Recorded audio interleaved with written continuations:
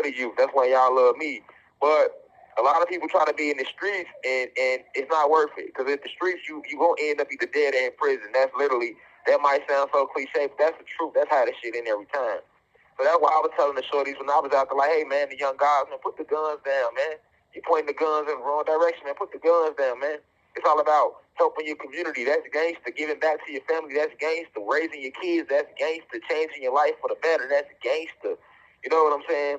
Learning how to solve our problems using our intellect and not guns and not our fists. And I know because I grew up in a violent city. When I was a teenager, I had to do a lot of fighting, and I had to participate in a lot of gangster shit just to survive in Chicago, or I just would have been another victim. So, once I, matured and started hitting my 20s and started hitting my 30s, I want to be a guiding light to redirect the youth on how to really move and live, So I'm saying that to say to the young guys, the Blue Crystal babies in the university, the streets listen to these messages. I got the trenches listening to these messages because I come out the trenches. I'm telling y'all put the guns down. I'm telling y'all get out the streets, man. I'm telling y'all to work on spirituality, work on connecting with the Most High, with the ancestors, going deep within, remembering who you are. You know what I'm saying? Protecting the goddesses, protecting the women, protecting the children. That's what it's about. That's what my message is about. Loving yourself, loving where you come from, loving your true history. But a lot of the young guys, they're still lost in the trenches, and they gonna wake up. They want to flash these guns. They want to get on social media and be gangster and be gang.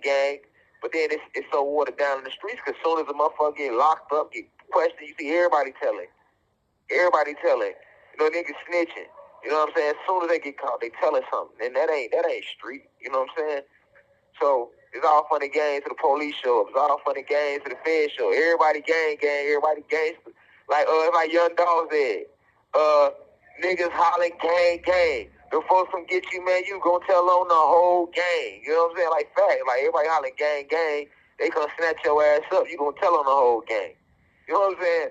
But see, that's not how the code was, because see, in the not early, even the early 2000s, because this snitching shit new. It wasn't cool to be a snitch then.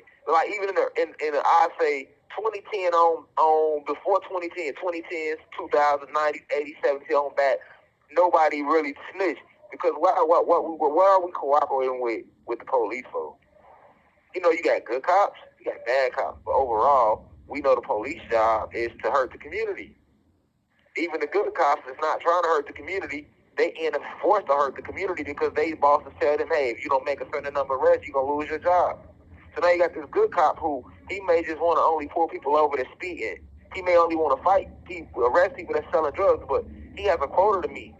That precinct has a quota to meet.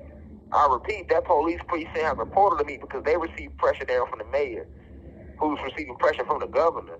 If you don't make a certain arrest at this precinct, you're not fighting crime. Now they gonna fire the police captain.